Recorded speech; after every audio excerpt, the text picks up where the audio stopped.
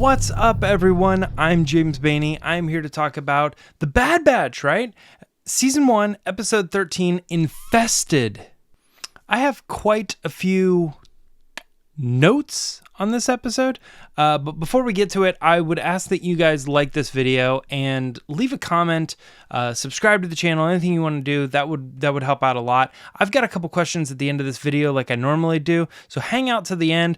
I'll ask those questions. Those will be good comments, but for now, just throw a thumbs up. That'd be great. Sid's out! Starting up this episode with Sid being kicked out of her own bar. Interesting. There's even a phrase in there where they're like, why does she always leave details out? You know, there's more to talk about Sid, and we'll get to that at the end, but that is the stakes that we're at. She's been removed, and now we're gonna abandon her and move out of the city. Omega stands up for her. I don't know. We're back with Sid. It's kind of an interesting setup, I guess. But who is this guy? Roland Durant. Sid says that she is son of crime lord Issa Durant. We've never encountered this person, I don't think. Not Roland or anything having to do with his family. I definitely got strong Toro Calican vibes from this character, though. And I think that's not good. Just in the sense that, like, it wasn't that you're not supposed to like that character as a person or whatever. I think people just didn't like Toro the character because he was annoying or bothersome or didn't really help at all or didn't really help the story. And the Toro character has yet to come back too. So if he's not even dead, I don't even know. I forget. But Roland Durant to me seemed like this snobby brat. The whole episode really only happens to get to that point where we feel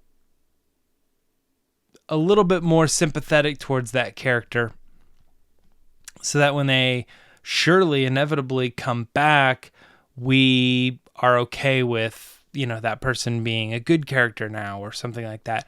But it does kind of make me question, you know, why do we try to do these stories where a character is bad for like one episode and then we see their good side, and then when they come in like the second episode, why not just make them a good character? I don't know. It seems kind of weird. But anyway, that is, I mean, maybe the thing is like, how do you have a good character that is the son of a crime lord? You kind of got to show this person playing the card that they were dealt. They're a bad guy. I'm a bad guy. I was born into a bad family. I'm a bad guy. Why do you make criminals sound so bad? I don't know. So it's fine, whatever. But we'll learn more about this character, I'm sure, in the future. It still gets me that Sid always calls him Goggles. I think that's funny. And the fact that I can't recall that he's ever argued against that, but you look at someone like Muscles, she refers to Wrecker as Muscles, and why not have his name be like Brains or Brainiac or so, you know, or something Smarts or something that kind of exemplifies his trait, but she just calls him Goggles, which I think is funny. He's never really argued against it. The Hive is cool, specifically from a sound design perspective. I really liked the way that there was a screeching noise and reverb. I think all of those elements put together really created something scary for this episode. Specifically because a lot of it is in the dark and there's a height element to it. Wrecker looking over the edge, using the torch to shoot down into it, and you see this great distance and it's like spider webs and stuff. Very spooky, very creepy. I bought in for sure. I like the Hive. Also of note here, we got a close look at the Mantell mix again, and I just, like, yesterday made some of my own popcorn that is like the Galaxy's Edge popcorn with the flavoring and stuff. It's so good. It's so good. I love it. I want to get some Mantel mix for sure.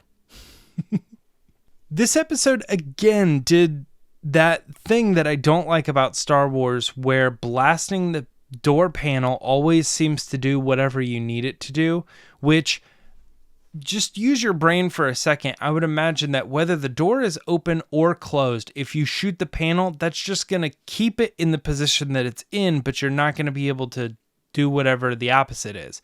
If it's open and you shoot it, it's going to stay open. You can't close it, and vice versa. But they needed to get into this room, so he blasts the panel and the door opens. And I don't know why you think that's what's going to happen, but for some reason in Star Wars, it always happens. I think what will be one of the more talked about things in this episode is the scene, and maybe it's already happening, but the scene where the Pikes say the child stays here and all of the Bad Batch pull their guns out. It shows a lot of progression on the characters, if you will. How far they've come since not really knowing much about Omega, or I don't want to say caring. They probably cared, but they weren't as invested into the little girl as they are now. And I think we started to get that even in like episode 3 and 4. But they've come a long way now, and just the question of the child being in danger, all 4 of them pull their guns out.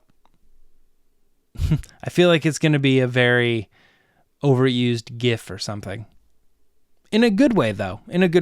Yeah, it was kind of interesting to see it in the episode, and I think it added a lot of shock value in the moment where you're like, ho, ho, ho, ho, ho, that kind of vibe. I don't know what that is. Is that shock? That's kind of mild excitement, piquing my interest, something along those lines. It was good. Now, if you're going to have a giant light bomb, wouldn't you at least tell the people around the bomb to close your eyes or something along those lines? I don't know. I guess Muscles has a helmet, and maybe it would protect something like that, protect him from that blast. Maybe there's an auto thing, and perhaps Sid's species does that or something. I don't know. Maybe they know that. I don't know. Something weird. But if you're going to throw like a flash grenade, I would think that somebody would say, okay, now close your eyes or don't look or something, even out of instinct. I don't know. But anyway, it doesn't happen. The flashbang goes off, and then they go up to the top and they're like, wow, I can perfectly see. I was like, what? You okay? All right, that's fine. I don't care. And I liked Wrecker in this scene too, because he's like getting scared, which he normally does. But I freaking would be scared too with all those bug things. I'm not a bug person, just so you know. Yeah, bugs creep me out, and I get like weird about them. I can kill a spider or something like that, but the thing is, like, all these things of flying bugs specifically, if it's like around my head or something, I get like chills. So I don't know. Not that I was particularly scared of this episode, but I can imagine myself in that scenario and being like, this is creepy. I don't like this. And it kind of like would scare me or weird me out. And I probably would not go into that den, but sometimes you got to. Sometimes you got to get your spice, you know? So, I don't know. I guess they did it, and they did a good job. That was it. But then the end of the episode with the whole, you know, all right, your deal's done. We're moving this other guy in, but, you know, cut off the horn. And then he's not all that bad. Maybe he's kind of good. All right. And he just runs off. And again, it rings true that this particular show, Clone Wars, really all of them, Resistance, Rebels, all of them, they all tend to do this thing where they kind of have an episode just to introduce you to this character so that, like, you know, in season 2, when that character comes back, we know who it is and we have a little bit of history with that person. But as of now, this very particular episode feels like it didn't take us anywhere, do anything. As far as we know in canon right now, some guy stole Sid's bar and they went and recovered what he stole, and that was it. Then they nudged the guy out of the bar. And I'm like, when the episode started, the first thing they were like, well, Sid didn't tell us that was going to be full of gundarks and stuff. I was like, okay, you know, that's an interesting mission. What happened on that mission? But I knew in my head that at the end of the day, it was just a mission. Nothing was accomplished. And here we are. Not saying that this is a bad episode. And again, I'm just pointing out what Star Wars does a lot. Sometimes they just do these episodes to set you up for when these other characters show up. This is that episode. Episode 13, Infested. It's an episode. It's a setup episode. Boom. There it is. I'm sorry, guys. Okay, so there we go. That is chapter 13. I don't know what you want to say. Infested. We're done. I've got a couple questions up for you guys. Don't go anywhere. Don't go anywhere. All right. I want to know, why is Sid so secretive? It is kind of annoying, and I think it's just playing into the character role of like, she's shady. She deals in business that is, you know, shady. I just find it weird sometimes that if she's supposed to be a friend or a loyal, or Omega is somewhat loyal to her, it is weird. Why is she so secretive? Like, I don't know. It's probably just that she's playing, like I said, the character. But do you guys think that it's as simple as that? Or do you think that at some point Sid might sell them out for money or anything like that? I don't know. To me, here's a better question. Would you trust Sid? Because all of a sudden now, I think the question of, is Sid going to sell him out? No. You know, why is she like that? Well, it's a kid's show, and she's just that's the character that they're trying to do. But let me ask you this. In real life, would you trust her? My answer is heck no. But yet, she's supposed to be a trustworthy character. So, do you think she would sell you out? Heck yes. But then I'm looking at, you know, like if I wasn't personally in that position, would I am I supposed to trust her as a character on the show? Yeah, I think so. I think at the end of the day, she's proven herself and she's going to be around, and she's one of those characters.